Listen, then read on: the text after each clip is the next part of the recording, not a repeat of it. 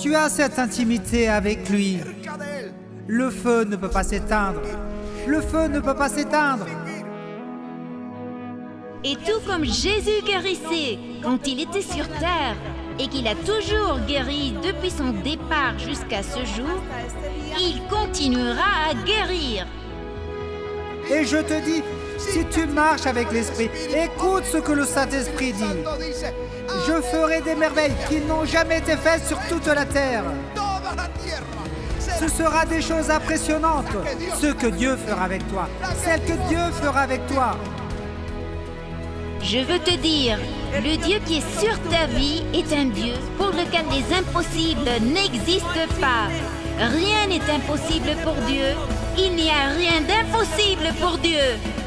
Non, ce n'est ni par puissance, ni par force, mais c'est par mon esprit, dit l'Éternel des armées. À la croix du Calvaire, Jésus n'a pas été seulement mort pour nos péchés. Il l'a fait aussi pour nous guérir de nos douleurs. Par ses meurtrissures, nous avons été guéris. Il est dit, cependant, ce sont nos souffrances qu'il a portées, c'est de nos douleurs qu'il s'est chargé, et nous l'avons considéré comme puni, frappé de Dieu et humilié. Mais écoutez bien ceci, il était blessé pour nos péchés, brisé pour nos iniquités, le châtiment qui nous donne la paix est tombé sur lui, et c'est par ses meurtrissures que nous sommes guéris. Isaïe 53, 4-5. Amen. Dans chacune de ces meurtrissures, le Seigneur a porté toutes les maladies. On calcule qu'au cours des 42 coups de fouet qu'ils lui ont donnés, ils lui ont arraché la peau, la chair, de toutes les maladies.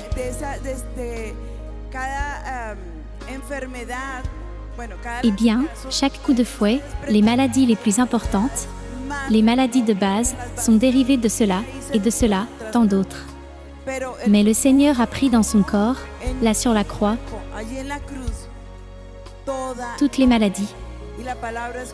Et la parole est claire, nous sommes déjà guéris. Amen. Nous sommes déjà guéris. Ce matin, je veux que vous remettiez simplement votre fardeau, votre maladie, au Seigneur. Il se peut que vous l'utilisiez depuis de nombreuses années et que vous vous y soyez habitué, mais il ne veut pas que tu sois malade.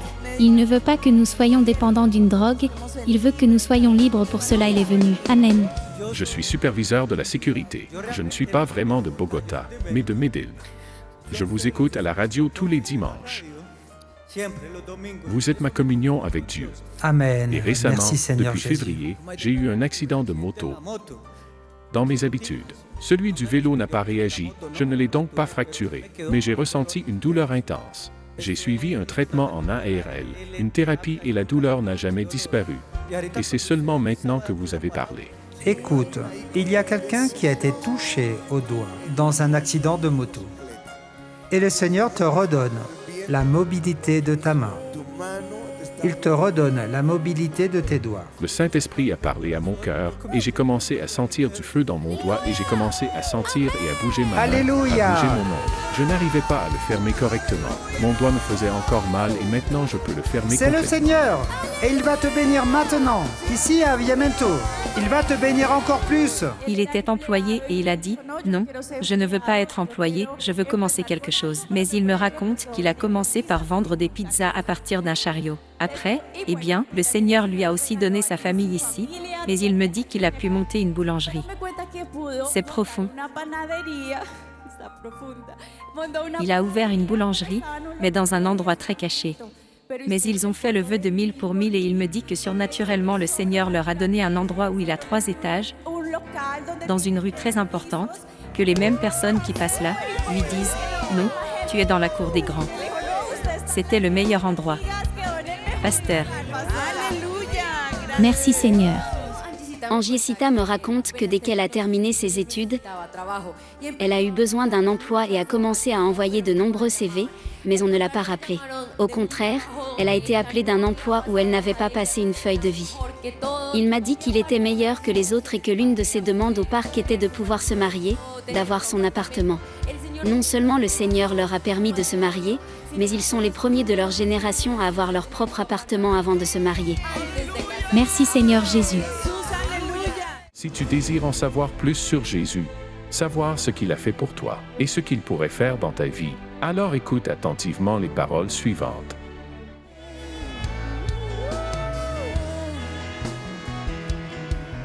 La grande question, pourquoi êtes-vous ici aujourd'hui? La grande question, qu'est-ce qui vous a poussé à venir ici, en ce lieu? Aujourd'hui, je veux vous le dire. C'est la même chose que j'ai commencé, la miséricorde du Seigneur. Il dit, mes brebis entendent ma voix. Jean 10h27. Ce bon pasteur envoie des sons du ciel, des sons d'amour directement dans ton cœur. Elles connaissent ma voix et me suivent. Jean 10h27. Le verset 28 dit, et elles me suivent. Je leur donne la vie éternelle, et elles ne périront jamais, et personne ne les ravira de ma main. Jean 10h28. Je crois que le moment est venu de prendre cette décision. Vous et lui, rien d'autre. Si vous êtes prêts, je veux vous guider dans cette prière. Fermez les yeux et prions ensemble. Dites, Seigneur Jésus, j'ai besoin de toi. J'ai été un pécheur. J'ai été loin de toi. Mais aujourd'hui je me repens. Entre dans mon cœur. Lave mes péchés avec ton précieux sang. Et fais de moi une nouvelle création. Les choses anciennes disparaissent. Et maintenant toutes choses sont rendues nouvelles. Au nom de Jésus, Amen et Amen. Applaudissez-le. À présent, tu vas découvrir un puissant message qui édifiera ta vie et te donnera la conviction dans ton âme que le Seigneur se battra toujours pour toi. Ne te distrais pas parce qu'une seule parole peut changer ta vie pour toujours. Avec vous, le pasteur Ricardo Rodriguez.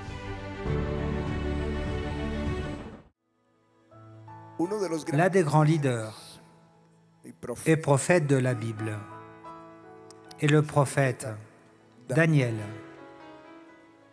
Daniel est un exemple parfait de la manière dont nous devrions prier. Il y avait un édit qui interdisait de prier pendant 30 jours, et quiconque priait était jeté dans la fosse aux lions. Et la Bible dit que Daniel, elle dit, lorsque Daniel sut que le décret était écrit, il se retira dans sa maison, où les fenêtres de la chambre supérieure étaient ouvertes dans la direction de Jérusalem. Et 3 fois par jour, il se mettait à genoux, il priait, et il louait son Dieu, comme il le faisait auparavant. C'est-à-dire qu'il a toujours prié de cette manière. 3 fois par jour, il s'est toujours prosterné. Il a toujours prié et a toujours rendu grâce. Rendu grâce. Même avec l'édit contre lui, il rendait grâce. Rendez grâce à Dieu en toutes choses. C'est ce que dit la parole. Ensuite, j'ai lu le chapitre 9 concernant la prière. Comment Daniel priait-il? Et j'ai découvert qu'il avait certaines caractéristiques que nous devons apprendre. Il est dit au chapitre 9 que la première année de son règne, il parle du règne de Darius. Il est dit, « Moi, Daniel, je vis par les livres qu'il devait s'écouler 70 ans pour les ruines de Jérusalem, d'après le nombre des années dont l'Éternel avait parlé à Jérémie, le prophète. Je tournai ma face vers le Seigneur Dieu, afin de recourir à la prière et aux supplications, en jeûnant et en prenant le sac et la cendre. Ce que je vois, c'est que non seulement Daniel s'est prosterné, a prié et a rendu grâce, mais il avait la Bible à sa main. Il avait la Bible à sa main. Il dit, « Je lisais le prophète Jérémie, et j'ai découvert qu'il avait prophétisé que la désolation et la captivité dureraient 70 ans. La captivité. Il a vu le calendrier et il a dit, « C'est accompli, ce sont les 70 ans. » Et il commence à crier en demandant pardon pour son péché et celui du peuple. En d'autres termes, c'est évident, la manière dont nous devons prier. Il se prosterne, il rend grâce, il prie, il lit la Bible, il se repent. Et je vais vous dire quelque chose d'autre. Au chapitre 10, il est dit, « En ce temps-là, moi, Daniel, je fus 3 semaines dans le deuil. Dis avec moi 3 semaines. Je ne mangeais aucun mets délicat. Il n'entra ni viande ni vin dans ma bouche. Et je ne moignis point, jusqu'à ce que les 3 semaines fussent accomplies. Et Pendant qu'il clamait, à la fin de la 3e semaine, Jésus vient. Il est dit qu'il y avait un homme vêtu de lin blanc et qu'il était comme l'éclair et son regard ressemblait à des flammes de feu. Il dit, et quand il parla, ce fut comme un mugissement d'eau. Et il dit, je tombais à terre comme mort, et ceux qui étaient avec moi s'enfuirent. Et le Seigneur lui dit, il appelle l'homme bien-aimé parce qu'il était bien-aimé. Il dit, car dès le premier jour où tu as eu le cœur de comprendre et de t'humilier devant ton Dieu, tes paroles ont été entendues. Et c'est à cause de tes paroles que je viens. La prière a une réponse. Le chef du royaume de Perse m'a résisté 21 jours. Combien de semaines Daniel a-t-il été affligé? Nous avons dit 3 semaines. Et le Seigneur dit, dès le premier jour où tu as commencé à prier, j'ai été envoyé avec la réponse. Mais il y a eu une opposition spirituelle pendant 21 jours. C'est-à-dire, lorsque tu commences à prier, une guerre s'engage dans les cieux. Une bataille s'engage en ta faveur. Alléluia! Alléluia! Et c'est ce que je veux vous dire aujourd'hui.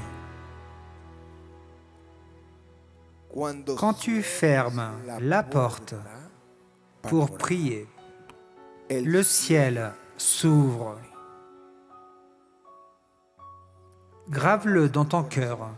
Quand tu fermes la porte, plat, le ciel s'ouvre. C'est pourquoi il se prosterne.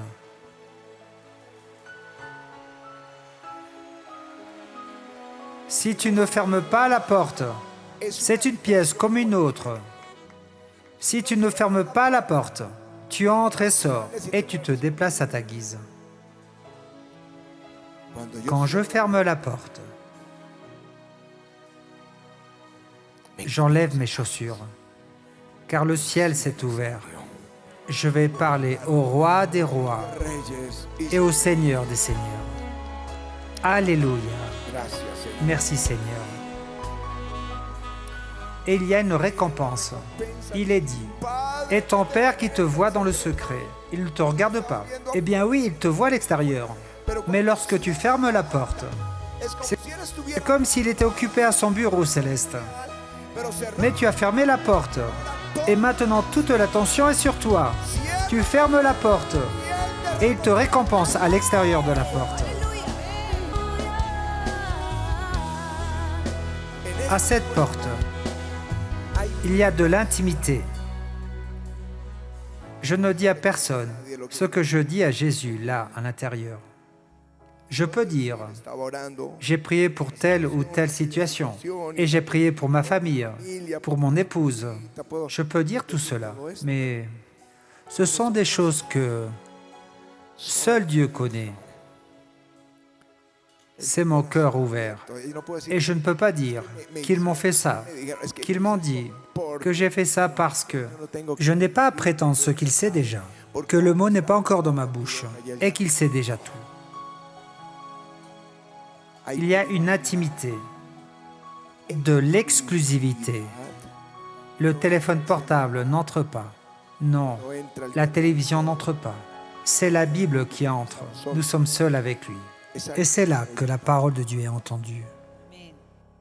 Quand tu reçois l'onction ici, quand le Seigneur te parle et que ton cœur commence à s'embraser, et ce n'est pas forcément le pasteur qui a posé sa main sur toi, mais là où tu es, ton cœur commence à s'embraser de ce feu. Si tu veux qu'il continue à brûler, tu dois fermer la porte. Parce que beaucoup allument un feu, disait Jonathan Edwards, mais peu savent comment l'entretenir. Et il s'entretient en fermant la porte. Et la communion du Saint-Esprit soit avec vous tous, dit l'apôtre Paul. Lorsqu'il parle de cette communion, il parle d'amitié, il parle de camaraderie, il parle de fraternité. Il parle d'une relation intime. Il dit avec tous. Je ne sais pas combien d'entre vous aimeraient avoir cette amitié avec le Saint-Esprit. Mais laissez-moi vous donner quelques conseils pour ceux qui le veulent, quelques clés. Mets du temps de côté. Mets du temps de côté. Parce que je les entends. Ils me disent que je dois y aller parce que j'ai réservé la salle de sport à 16 heures. Je veux dire, ils réservent la salle de sport et tout le reste. Ils s'en vont parce qu'il a un engagement. D'autres disent, je dois y aller pour me faire les ongles là-bas. Disent les jeunes filles que je dois aller me faire coiffer parce que j'ai un rendez-vous au salon de beauté.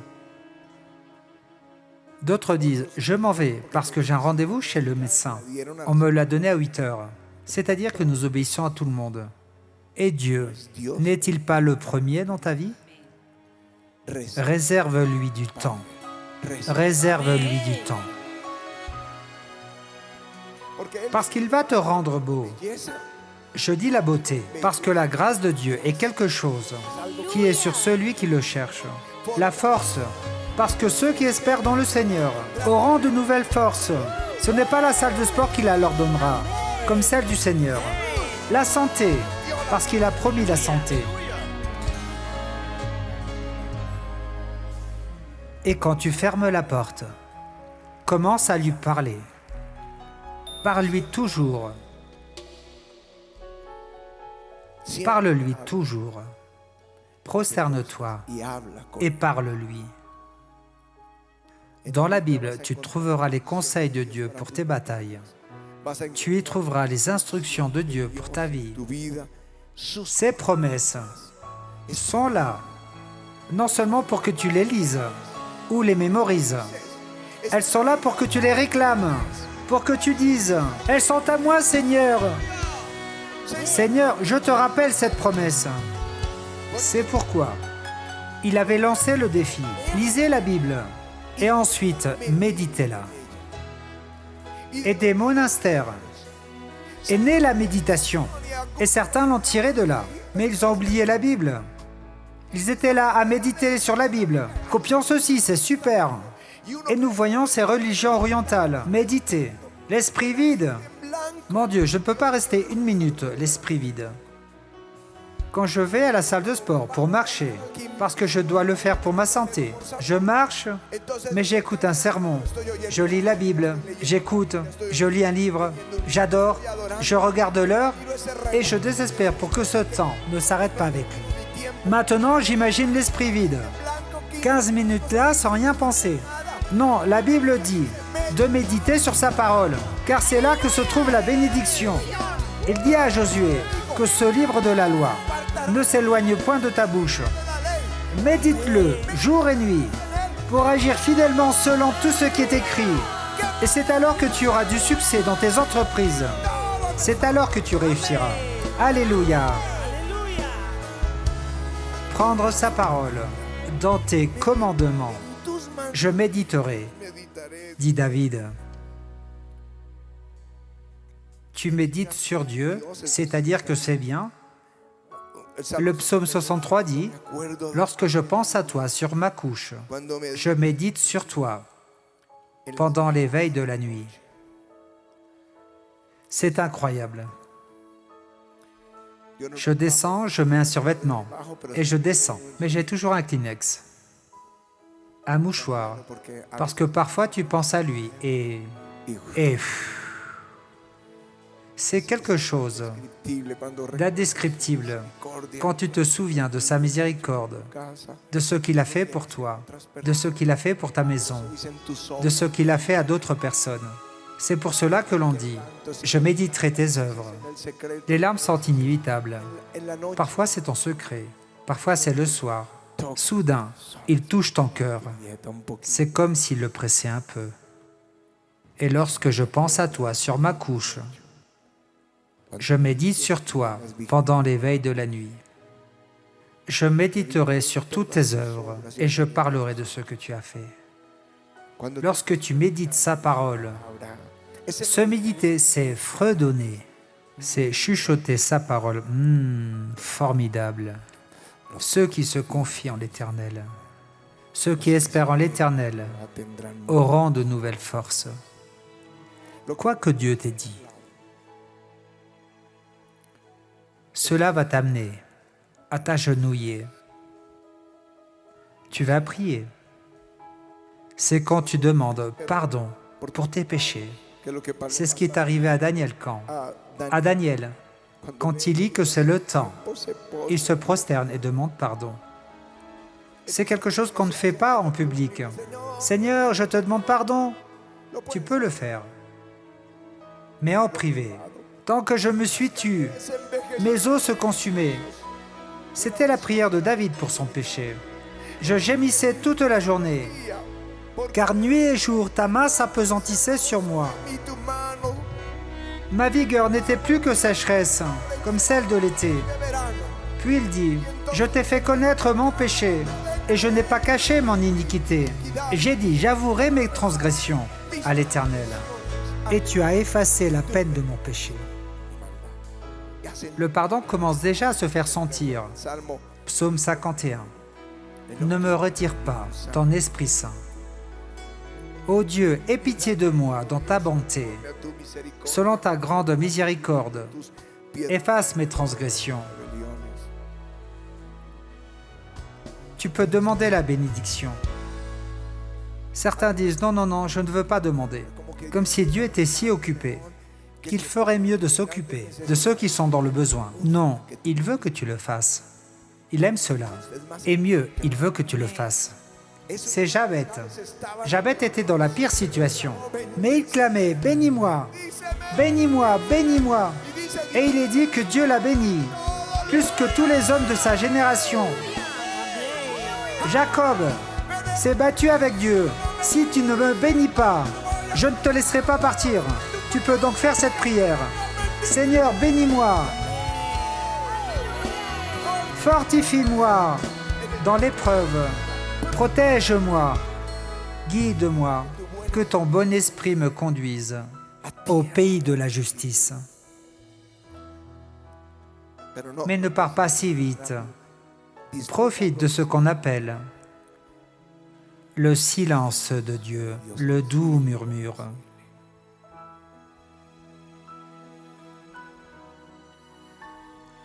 Parce que tu as lu sa parole et l'as médité, parce que tu as prié. C'est un dialogue. Ce n'est pas un monologue. C'est un dialogue avec Dieu. Laisse-le ministrer ton cœur.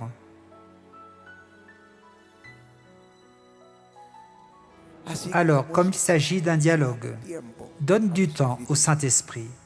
Laisse-le te révéler ce qu'il a. Communion avec le Saint-Esprit. Ferme la porte et le ciel s'ouvre. Ce matin, l'Esprit Saint m'a dit, certains ont eu ce dont je parle, mais ils m'ont oublié. Oui, ils prient. Éventuellement, ils lisent rapidement un chapitre et courent. Mais ils ont abandonné. Et il est derrière cette porte. Et il t'attend toujours. Si tu es l'un d'entre eux, honnête, qui dit oui, j'ai abandonné cet endroit, viens, mets-toi à genoux ici et dis-lui, je reviens à cet endroit avec toi. Viens. Ne gaspillons pas la parole que le Seigneur nous a donnée ce matin, car c'est là que vous serez face à face avec votre Créateur. C'est là, dans le secret, qu'il vous dévoilera les plans qu'il a pour vous et qu'il vous bénira. La parole dit que la prière d'un homme juste est d'une grande utilité.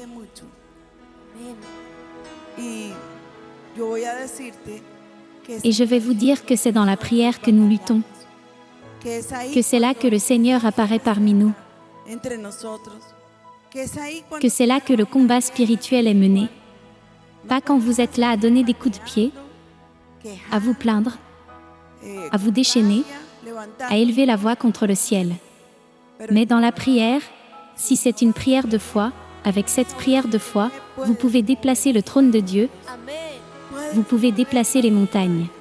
Vous pouvez déplacer les montagnes, déplacer la main de Dieu avec votre prière, faire la demande la plus folle. Parfois, Richard, comme s'il allait entrer dans la pièce, qui est l'endroit où je prie.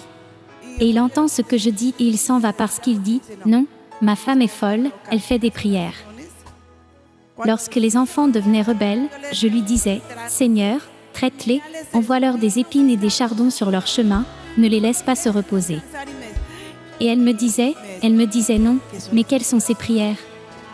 Eh bien, celles dont ils avaient besoin pour s'arrêter, pour réagir et pour tourner leurs yeux vers le Seigneur. Ne pensez pas que rien n'est difficile pour Dieu. Votre prière, cette prière de foi sera toujours entendue au ciel. Vos prières ne resteront pas sans réponse. Ne perdez donc pas votre temps à pleurer, à vous lamenter, à blasphémer. Des pleurs, des lamentations, des blasphèmes, mais un ministère formidable et puissant ce matin. Voulez-vous que cette bataille soit gagnée? Alors entrez dans votre chambre et fermez la porte de votre chambre, pas la porte de votre cœur. Et criez, criez, criez au Seigneur. Vous verrez bientôt la réponse. Alléluia. Ce matin, je vous bénis au nom de Jésus. Et que cette puissante onction de la prière descende du ciel. Si vous dites « Je ne sais pas comment prier », demandez au Seigneur. Si vous dites « Je ne sais pas comment passer 10 minutes dans la présence de Dieu », demandez au Seigneur. Et vous savez, cela va commencer à augmenter, augmenter et augmenter. Ce n'est pas un discours que vous avez emmagasiné. Ce n'est pas bon ce discours, cette quantité de requêtes. Elles ne sont pas bonnes si elles ne sont pas accompagnées de foi. Mais si elles sont accompagnées de foi, vous êtes assurés de la victoire. Impressionnant. Alléluia. Quand tu as cette intimité avec lui, le feu ne peut pas s'éteindre. Le feu ne peut pas s'éteindre.